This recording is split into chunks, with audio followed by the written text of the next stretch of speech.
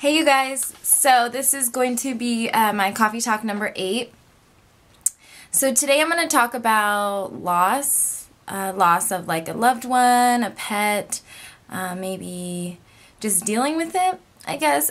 Why I chose this topic was because my grandma just recently passed on the 15th and she was 74. No, was she 84? Yeah, she was 84 and I came home, and that's probably why I haven't really been uploading lately, was because I had to come back up north twice because my grandpa on my dad's side is also sick, and we actually thought he was dying.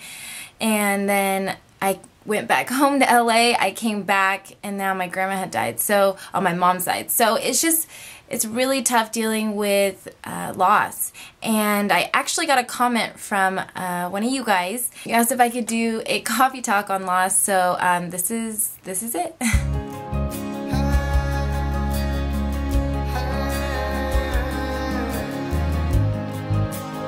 So with me and my grandma, we weren't as close as I am with my grandpa that is dying, and I really didn't see her very often, and I didn't feel at that moment that I was too upset. I knew that she has been having problems recently. I didn't feel too saddened because I knew it was a long battle for her.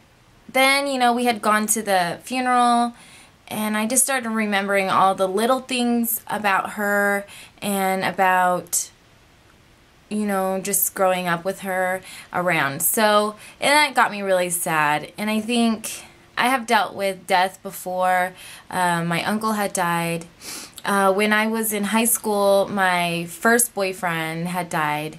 And that was really hard for me. And I think the thing that kind of helped me get through it was actually talking to somebody. My family had helped. My girlfriends, of course, had helped because they knew him. They went to school with him as well. And it was really hard for me because he was my first kiss. I was in love with him. I don't know if you guys know somebody that if you're in high school or you had your first love in high school, that was him, and then he just died. So it was really hard for me at that moment. With your grandma, I felt a different kind of sadness. I was also relieved for her because I know that it's been a long time coming, and I knew that she was ready to go, if that makes any sense. But it's a lot harder when you're younger and somebody young dies and they have their whole life ahead of them and they didn't get to live it. And I think that was hard for me to grasp because it could happen to anybody. It could happen to somebody close to you, somebody that sits right next to you in class. With me, I took it really hard when I was younger, and I think probably for a whole year I was really depressed. So I know there's a few things that you do go through when you do lose somebody special or somebody close to you. There's a few things you go through. Anger, you're mad because they left you or somehow they could have controlled it. You're angry maybe at the world, you're angry at yourself, maybe you feel a little guilt. There's a lot of things I think that come over you as you're dealing with loss of a loved one. Maybe you didn't get to say something that you wish you did. And I think I feel that with my grandma too, because I didn't get to see her before she died. I was gonna just come when she felt a little bit better and she came home, but she ended up not coming home. And that's kind of where I regret at least talking to her and saying goodbye. When I found out about my boyfriend that had died, I was so in love with him. And I think you guys know exactly how I feel when your first love, you're just like infatuated. You're so in love, and it was vice versa. So I felt really lonely, and I felt like I was yearning for this person, and I felt angry that how could that happen to somebody so young, and how can God or my beliefs or your beliefs, how can somebody just let somebody young die? And before they even get to experience life. And I think that was the hardest part, because especially being young, I mean, who knows what could happen. But I know that we were probably going to be together for a really long time. But who knows? You never know. When he had died, it was shock and disbelief.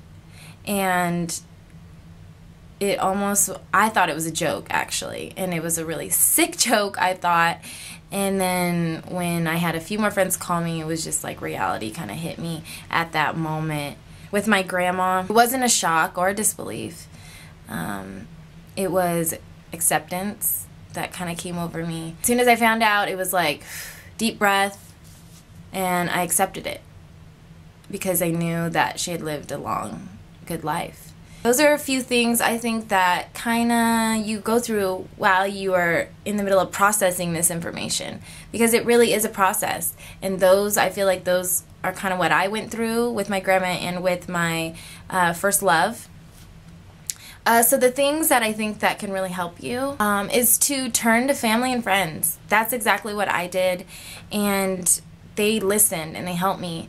And even if I was so repetitive all the time and I had the same problem and I wasn't getting over it, I think the more that you talk about it, the easier it comes to be able to talk about it. Sometimes I don't want to talk about it at all, and I almost make myself do it just to get these feelings out. I just need to get them out, because if not, they're going to be bottled up, and then I'm going to explode later on in life or make it affect my daily routine or my life. So having my family around really, really helped me, and my friends especially, for when my boyfriend had died. I think if you had lost someone really close, a brother, sister, a mother, a father, a child, even, oh my God, I don't even want to think about that.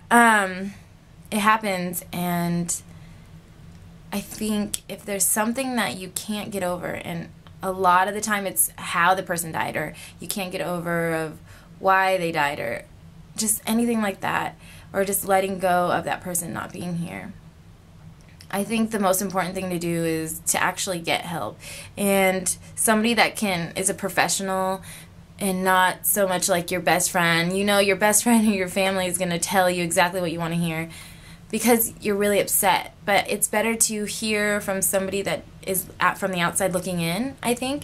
And a few times I've actually wanted to go to a counselor, but I ended up pulling through it. But counselors actually really do help. They're not a cop-out. They are there to help you. And I think everybody at least should once go to one of those, because not everybody's perfect.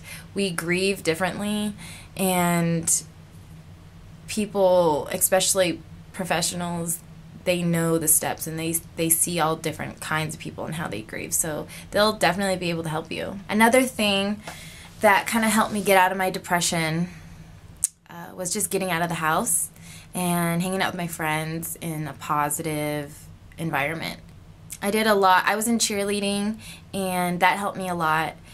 I had a lot of close friends that were mutual friends of my first love, and just being around them, it was hard to be around them because all they do is remind you of that person. But it's better because then you can feel more comfortable talking about the situation because you're in it so much. And I've always been that type of person to just like put myself in awkward positions, so I get used to being able to get in and out of awkward positions and not feel uncomfortable. So I got out of my depression that way. I think hanging out with my friends and being active and doing things that I love that remind me how to be happy and what makes me happy, then I think that's important too. Another thing that you should do, I know I just talked about where to get help and how you should help, but I think while in between that transition, it's really important to take care of yourself. So I know that thinking about something, I know for me, when I'm going through a hardship, I sleep. I sleep because my mind is racing so much. I'm so tired. I'm like really, really tired. So I sleep. And a lot of people do that. And I think it's important to take care of yourself. Yeah, get sleep. But also, get up, take a shower, wash your face at least, get up, eat. Eating is important. Don't forget to, because I know when you're thinking about something, you just kind of lose your appetite when you're just so infatuated with something that you're thinking about, work or anything. I mean, a loss of somebody really stops you from thinking about being hungry. It's weird. So yeah, you really should just take care of yourself. Don't let yourself go, I guess, in a sense. Also, another thing is when you do get advice, and that's why I brought up the fact that you should talk to a counselor. When you do talk to your friends or your family, like I said, they're going to tell you what you want to hear, kind of, or they're going to give you their experiences. And I'm all about experiences, believe me. But sometimes people can tell you how to feel. You shouldn't feel this way. You should feel this way. I think you should feel the way you feel at that moment, and that's how you feel. If you don't feel sad at that moment, you're not sad. If you lost something really close to you or someone really close to you, and they're like, God, how are you coping with this? You must feel like this. I mean, I would feel like this. And you're like, actually, I'm accepting it and I'm okay with it. Don't let somebody make you feel like you're not going through the proper steps. You know, you feel the way you want to feel. This is your situation that you're in. Just be yourself, and whatever feeling comes over you, then that's okay. Every feeling that you feel is okay. It's natural, and everybody grieves differently. So, you know, don't let somebody influence you on how you should feel in that situation that you're in. Another thing is to face your feelings. Face them. This is what's going on. Come to reality, and that is like a step closer to healing. Face your fears. Face those feelings that you feel. Like, don't hide them. Don't hide them. Oh my God. I think that's like something I need to stress the most. Don't hide your feelings. Because if you do, you're going to just have this weight on you for however long you hide from it. And it's not going to feel good. It's going to affect everything around you, people around you, your relationships with people, your best friends, your people that are still living and that still are on this earth. It's going to affect that also. So face your feelings.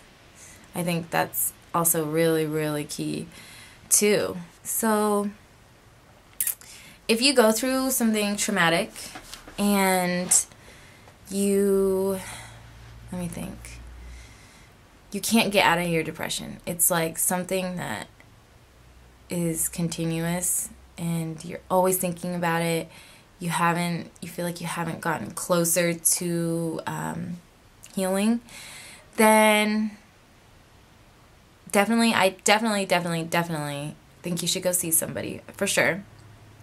Especially if you start feeling like suicidal, or you feel like life isn't worth it. Life isn't worth living without this person. That's hard too. I don't really know exactly how that feels, so I can't really talk too much on it, but I know that dealing with people that have tried to commit suicide, it's such a selfish act, because it's like a slap in the face to your loved ones. Like, you meant nothing, because my life was not worth staying here, and the grief that you're going to go through and everybody that was connected to you is going to go through, it doesn't matter. And so that's hard too, because I know a lot of people that have tried to kill themselves. I think maybe 3 or 4 people that I know, and one that had actually went through with it. And it's so not worth it. And I know the people that have tried and had failed, and I have spoke to them after, and they said it was not worth it, and that they are so glad they got a second chance. Some people don't get a second chance, and that's hard. So if you know somebody that is that way, it's key to really make them feel loved and be with them all the time and help them get help. And in some situations, when you are in a traumatic situation and you feel that way, I just hope and pray that you do have somebody close to you that will help you and pull you back. And if you know somebody, you should be that person too for somebody else. I just hope that grieving, you get to that point of healing, because if not, then I wouldn't want anybody, to die because of it, of not being able to grieve right, or can't get out of of something, or even healing from a situation. I don't know. It's really hard and it's sad and it touches close to home for me. So it would just really, I would hope that you guys, you would see signs of somebody that's really depressed, to just help them. Just, what does it take? It takes 2 seconds to really save a life. It takes 2 minutes out of your day to talk to somebody and make them feel like that's not the answer. So I really want to push that on you guys also, because it's a tragedy. And all those things that I was talking about, the grief, the sadness, the guilt, all that stuff, that happens with people dealing with somebody that commits suicide full force, because it's a life that wasn't meant to die. So there's always a lot of questions, like tons of questions, and it's just not worth it. I really hope that this kind of helped you guys. I know that death is like really hard, and even it's hard for me to even talk about it, because everybody goes through it. It's just natural, the way of life. Everybody dies. I think it's important to remember that life is too short. So like I always said, you just have to live it to the fullest. Surround yourself with really good people. Help people. Help as much as you can, especially in like times like this. If you know someone's going through a death, even just a card, that means so much. It really does. I mean, just reach out to people that really need help. And I really hope that I helped you guys out there. I know that I'm, healing right now, and I had healed from my my ex-boyfriend, my boyfriend that died. And there is light at the end of the tunnel, I promise. There really is, and your life will go on. And there's a reason for everything, and take what you can out of a loss, because it can only really make you stronger and as a person. And just remember those who had died, and remember the best times, and take that with you. And that's it, really. I know you guys see I'm in my niece's room because I'm still up north. In LA, somebody hit my car, totaled my car, so I came home, 0 car. I feel like completely helpless. I know people actually live life without cars, but in LA, that's just, you can't. So I'm still up north waiting for my settlement so I can go back down south to go back home. Me and Livy are kind of homesick already.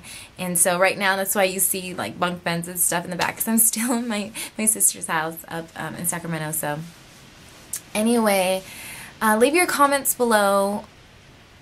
Even just, anybody that you want to shout out who you had lost or loved and that had died. Go ahead and put them down there. Just even, experiences that you want to talk about, that you need to get out too. Go ahead, feel free. I'll read them. I'll respond. I know exactly, how it feels, and I think everybody just needs to help each other out when things like this happen. And I'm really glad that I get to tell you guys all this, because in a way for me, it helps me heal as well. So anyway, I hope you guys have a great day. Expect more videos, especially do-it-yourselves. I'm so excited to start those, because I've always been really crafty and frugal, of course. And I can't wait to show you all the things that I have planned for you guys. So December is actually going to be a pretty big month. So stay tuned. Don't forget to subscribe, because that really helps me and Livy continue to do this journey that we're going through. And I will see you guys next time. Bye.